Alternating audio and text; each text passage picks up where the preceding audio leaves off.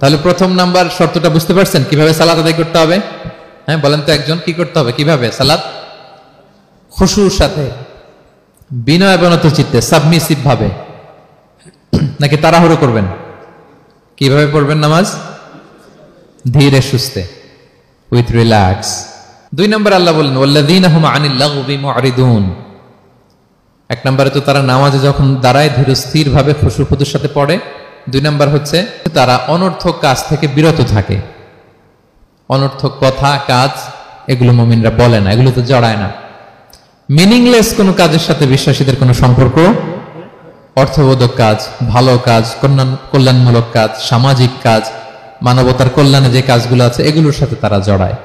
বিষ্ণু ইসলাম বলেছেন মিন হুসনি ইসলামিল মারই তারকুহু মা লা ইয়ানি। ব্যক্তির ইসলামের সৌন্দর্য হচ্ছে যে ব্যক্তি এমন কোনো কাজ করবে না যেটার কোনো মিনিং নাই, মিনিংলেস কাজ থেকে সে বেঁচে থাকবে। মুহাদ্দিসিনে ইকরাম এই হাদিসটাকে বলে রুবউদ্দিন, মানে দিন ইসলামকে যদি 4 ভাগ করেন, এই 4 ভাগের 1 ভাগের কথা এই হাদিসের মধ্যে চলে আসছে। সেটা কি? যে বিশ্বাসীরা কোনো অনর্থক কাজে জড়ায় না নিজেদেরকে। অনর্থক কাজ, কথাবার্তা, অপ্রয়োজনীয় আড্ডা, অপ্রয়োজনীয় খুশগল্প, অন্যকে নিয়ে সমালোচনা, অন্যের গীবত, শেকায়াত, ওর এই সমস্যা, ওর এই সমস্যা, চায়ের আড্ডাতে আমরা এরকম সমালোচনার ঝড় তুলি, ঠিক কিনা বলেন? ঠিক কিনা? এটা করা যাবে না। আপনি জান্নাতেরও ওয়ারিস হবেন, আবার চা মুখে নিয়ে আপনি শেকায়াত করবেন, গীবত করবেন, দুইটা একসাথে যাবে না।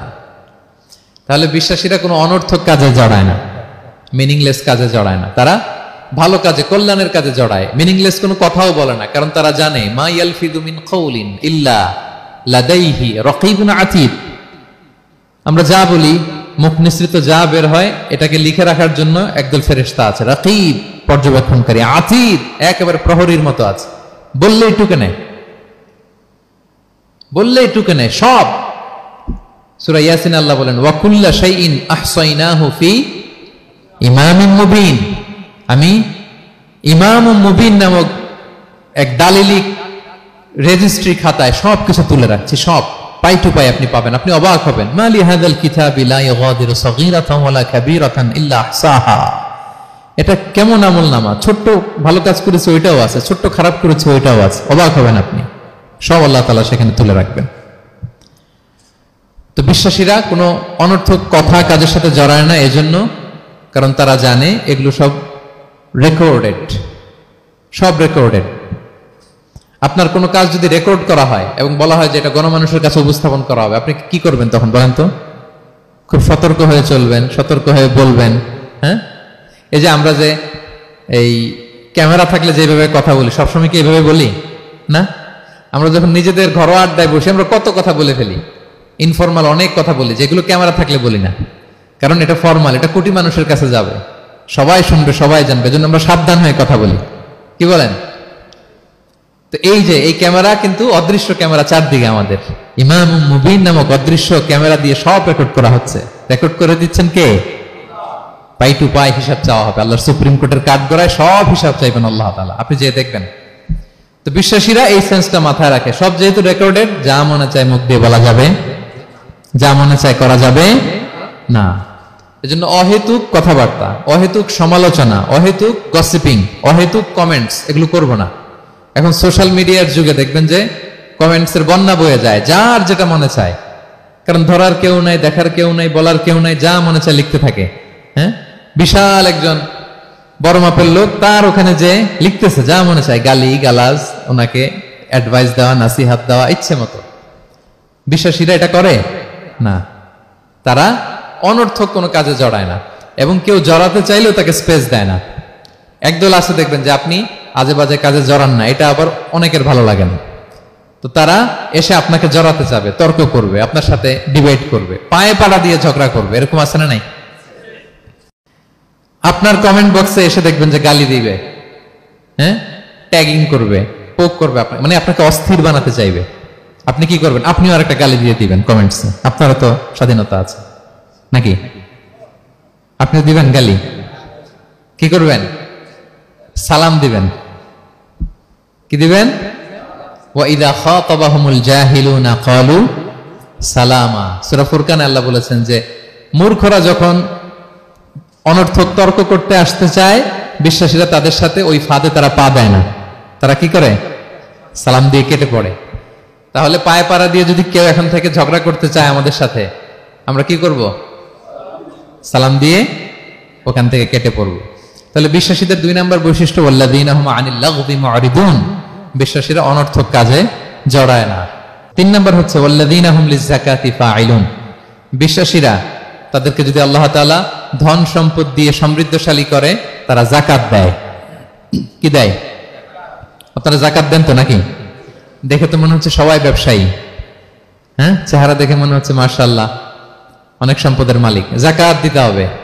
আমরা যে যাকাত দেই, এটা কি আমরা করুণা করি? বলেন তো না। যাকাত হচ্ছে গরিবের হক। ওয়াফি আমওয়ালিহিম হাক্কুন লিস-সাইলি ওয়াল মাহরুম, আল্লাহ বলে ধনীদের সম্পদে গরিবদের অধিকার আছে। তারপর যখন কারো অধিকার দিলেন, আপনি কি তার প্রতি করুণা করলেন? হ্যাঁ, অধিকার কি করুণা? বলেন তো না। আপনার সম্পদে গরিবের অধিকার, আপনি করুণা করেন নাই, বরং আপনার থেকে যাকাত নিয়ে ওই গরিব আপনাকে করুণা করে গেছে। কারণ যাকাত নেয়া তার জন্য আবশ্যক না, আপনার দেয়া আবশ্যক। ও যদি বলে আমি যাকাত দিব না, তো আপনি কারে দিবেন? ও যাকাত গ্রহণ করে আপনাকে বাঁচালো। তাহলে credit goes to them, thanks goes to them. Islam চায় এই যে অর্থনৈতিক তারল্য, এটা সমাজে সবার কাছে থাক। এক পাশে গাছতলা, আরেক পাশে পাঁচতলা, এরকম বিভাজন ইসলাম চায় না। ইসলাম চায় সবার হাতে টাকা পয়সা থাক। কাইলা ইয়াকুনা দুলাতান বাইনাল আগনিয়াই মিনকুম, টাকা পয়সা যেন শুধু ধনীদের মধ্যে সার্কুলেট না হয়, সবার কাছে যেন যায়। এজন্য আল্লাহ বলেন তোমাদের সম্পদে গরিবের অধিকার আছে। এটা করুণা না, এটা অধিকার। আর যদি এই ফরজ ইবাদত আপনি আদায় না করেন, আল্লাহ বলেন কঠিন শাস্তি তোমাদের জন্য অপেক্ষা করছে। আল্লাযীনা ইয়াকনিজুনা আয-যাহাবা ওয়াল ফিদ্দাতা ওয়া লা ইউনফিকুনহা ফি সাবিলিল্লাহ ফাবাশশিরহুম বিআযাবিন আলীম। স্বর্ণ জমায়, রূপা জমায়, ব্যাংক ব্যালেন্স, যাকাত দেয় না, তাদের জন্য কঠিন আযাব, কঠিন আযাবের সুসংবাদ দিয়েছেন আল্লাহ। দুঃসংবাদ না, সুসংবাদ। মানে হেয় করে, তুচ্ছ করে আল্লাহ তাআলা বলেছেন। ছেলে ইংরেজি পরীক্ষায় ফেল করছে, মা বলে ফেল করছে না, পড়াশোনা তো নাই, তোমার বাবা আসুক, এমন মাইট দিবে, মাইট দিলে মজা টের পাবা। আচ্ছা বলেন তো, মাইট দিলে কি মজা লাগে না ব্যথা লাগে? কিন্তু মা কি বলছে? মজা টের পাবা। মানে ওরে তুচ্ছ করে, তাচ্ছিল্য করে বলছে, মায়ের তীব্রতা বোঝানোর জন্য বলছে যে এমন মাইট দিবে, টের পাবা, দাঁড়াও, তোমার বাবা আসুক আজকে ঘরে। আল্লাহ ওইটাই বললেন। এই সম্পদগুলোকে লোহার খুন্তি বানিয়ে জাহান্নামের আগুনে পোড়ানো হবে। 3 জায়গায় সাকা দেওয়া হবে। তুকুয়া বিহা জিবাহুম, কপালে, পাজরে, পিঠে। আর বলা হবে হাযা মা কানাসতুম, এগুলো তুমি জমায় রাখছিলে, দাও নাই মানুষকে। Bank balance, FDR, fixed deposit, price bond, এটা সেটা দাও নাই তুমি। আর হাদিসে এসেছে সুজা আন আকরা, টেকো সাপ হবে, মোস্ট ভেনোমাস স্নেক। সাপের মাথায় কিন্তু চুল গজায়, জানেন?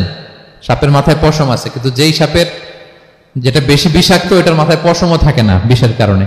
এরকম সাপ ওই সম্পদগুলো সাপ হয়ে ছোবল মারবে আর বলবে আনা মালুক, আমি তোমার প্রাইস বন্ড, আমি তোমার ব্যাংক ব্যালেন্স, আমাকে খাওয়ার জন্য তো রাখছিল, আজকে উপভোগ করো।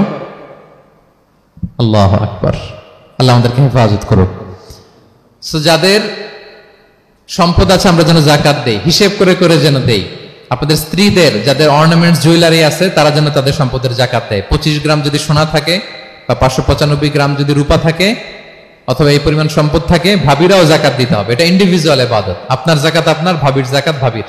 আপনি চাইলে টাকা দিয়ে হেল্প করতে পারেন, কিন্তু ওনারও হিসাব করতে হবে, এবং এটা কম্পালসারি, দিতেই হবে, দিতেই হবে। তাহলে ওয়াল্লাযীনা হুম লিয-যাকাতি ফাঈলুন, 4 নাম্বার হচ্ছে তারা যাকাত দেয়। 5 নাম্বার 6 নাম্বার আল্লাহ এক আয়াতে বলে ফেলেছেন, ওয়াল্লাযীনা হুম লিআমানাতিহিম ওয়া আহদিহিম রাউন, বিশ্বাসীরা আমানতের হেফাজত করে আর কথা দিলে কথা রাখে। 5 নাম্বার হচ্ছে আমানতের খেয়ানত করে না বিশ্বাসীরা, কারণ আমানতের খেয়ানত করে এটা মুনাফিকের আলামত। ইযা তুমিনা খানা, বিষ্ণু বললেন মুনাফিকদের বৈশিষ্ট্য হচ্ছে ওদের কাছে আমানত রাখলে ওটা আর পাওয়া যায় না পরে। এমন লোক আছে না সমাজে, আমানত রাখলে আর পাওয়া যায় না। তারা কি মুমিন না মুনাফিক বলেন তো? ইন্নাল্লাহা ইয়া'মুরুকুম আন তুআদ্দুল আমানাতি ইলা আহলিহা, আল্লাহ বলেছেন যার আমানত তাকে বুঝিয়ে দাও। বিষ্ণু ঈসা ইসলামকে মক্কার লোকেরা 2টা উপাধি দিয়েছিল, এক হচ্ছে আস-সাদিক, 2 হচ্ছে আল-আমিন। সাদিক মানে সত্যবাদী। কারা দিয়েছিল? ঘোর শত্রুরা, অপোজিশন পার্টি।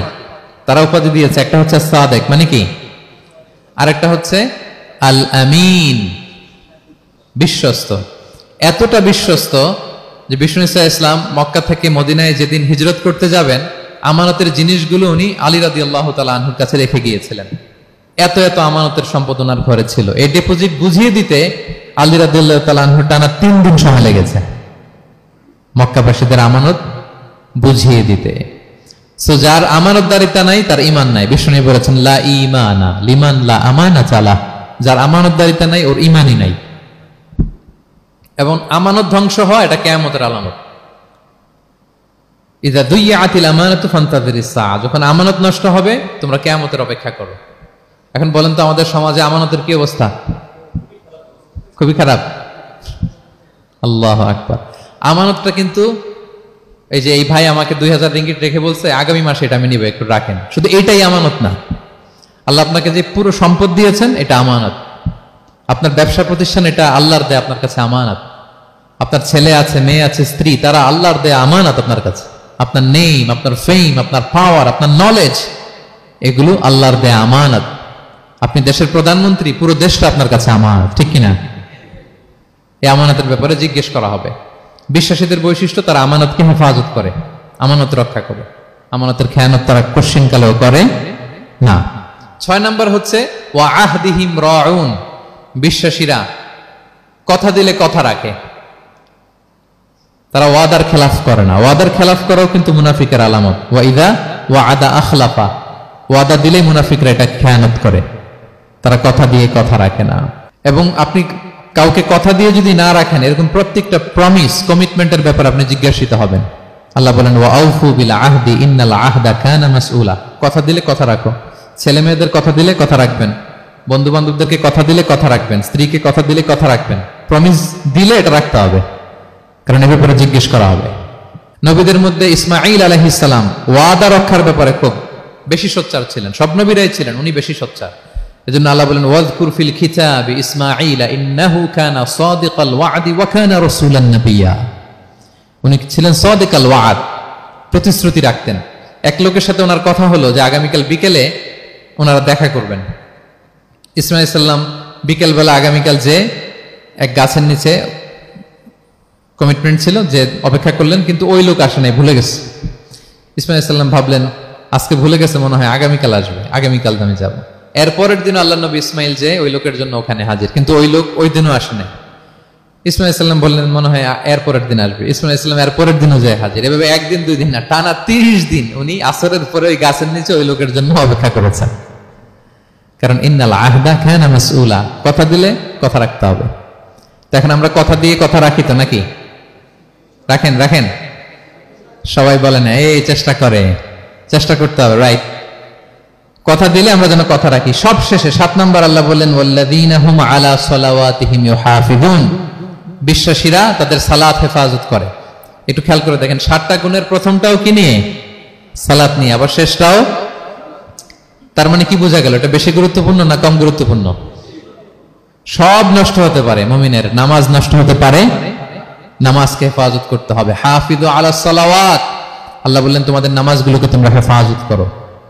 আগের যুগের উম্মতেরা সিনাগোগে না গেলে ইবাদত করতে পারতো না, চার্চে না গেলে ইবাদত করতে পারতো না, কিন্তু আমরা মসজিদেও নামাজ পড়তে পারি, বাইরেও পড়তে পারি। 5টা বিশেষ বৈশিষ্ট্য আল্লাহ তাআলা বিষ্ণু ঈসা ইসলামকে দিয়েছিলেন। এর মধ্যে একটা হচ্ছে জুইলাত লি আল আরদু কুল্লুহা মসজিদান ওয়া তাহুরা, আল্লাহ আমার জন্য পুরো জমিনটারে মসজিদ বানাই দিয়েছে। পুরো জমিন, আপনি ফ্লাই করতেছেন, বিমানে পড়তে পারবেন। আপনি সাগরে আছেন, জাহাজে পড়তে পারবেন। আপনি বিকেলবেলা মাঠে আছেন, অজু থাকলে আল্লাহু আকবার বলে দাঁড়ায় যাবেন, বন্ধুদেরকে নিয়ে যে কোনো জায়গায় নামাজ পড়া যায়, ঠিক কিনা? এই নামাজ নিয়ে কোনো এক্সকিউজ চলবে না। No excuse will be granted that day. দাঁড়িয়ে পড়তে পারেন না, বসে পড়তে হবে। বসে পারেন না তো শুয়ে পড়তে হবে। শুয়ে পারেন না তো ইশারায় পড়তে হবে। অজুর জন্য পানি নাই তো তায়াম্মুম করে পড়তে হবে, ঠিক কিনা? হাফিজু আলাস সালাওয়াত, সালাতের ব্যাপারে সচেষ্ট হও, কারণ এটা প্রথম হিসেব চাইবেন আল্লাহ। আল্লাহ বলেন আউয়ালু মা ইউহাসাবু বিহিল আবদু ইয়াউমাল কিয়ামাতি আস-সালাহ, কিয়ামতের সর্বপ্রথম হিসেব হবে নামাজের। আওয়াজ করে বলেন কিসের? ফা ইন সালুহাত সালুহা সাইরু আমালি, নামাজের হিসেব যদি সহজ হয় সব সহজ, আর নামাজের হিসেব যদি গন্ডগোল হয় পুরো আমল নামায় গন্ডগোল লেগে যাবে। প্রিয় ভাইরা, তাই আমরা যেন সালাতের ব্যাপারে যত্নবান হই, আমরা যেন খুশু খুদুর সাথে সালাত পড়ি, আমরা যেন অনর্থক কথাবার্তা কাজ থেকে যেন বেঁচে থাকি। আল্লাহ যাদেরকে আমাদেরকে সম্পদ দান করেছেন, আমরা যেন ফরজ যাকাতটুকু আদায় করি, আমরা যেন আমানতের ব্যাপারে সাবধান হই, সচেতন হই, আমানতকে যেন রক্ষা করি, আমরা যেন কথা দিলে কথা রাখি, এবং যে কোনো মূল্যে আমরা যেন সালাতকে হেফাজত করি। আমাদের সব মিস হতে পারে। কাজকে আমরা বলবো যে নামাজ আছে, নামাজকে বলা যাবে না আমার কাজ আছে, ঠিক কিনা বলেন? আওয়াজ করে বলেন ঠিক কিনা? কাজকে কি বলবো আমরা, নাকি নামাজকে বলবেন আমার একটু কাজ আছে? না, আমরা যেন সালাতের ব্যাপারে যত্নশীল হই, সচেতন হই। এই যে 7টা গুণের কথা বললাম, যারা এটার উপর আমল করবে, যারা এটা নিজের মধ্যে ধারণ করবে, আল্লাহ বলেন উলাইকা হুমুল ওয়ারিসুন, এরা ওয়ারিস, আল্লাযীনা ইয়ারিসুনাল ফিরদাউসা হুম ফিহা খালিদুন, তারা জান্নাতুল ফিরদাউসের ওয়ারিস হয়ে যাবে। আমরা যেন এই ভালো গুণগুলো, এই বৈশিষ্ট্যগুলো, এই ফিচার্সগুলো যেন নিজেদের মধ্যে আত্মস্থ করতে পারি এবং জান্নাতুল ফিরদাউসের ওয়ারিস যেন আমরা হতে পারি। আল্লাহ তাআলা আমাদের সবাইকে কথাগুলো বোঝার ও আমল করার তৌফিক দান করুন।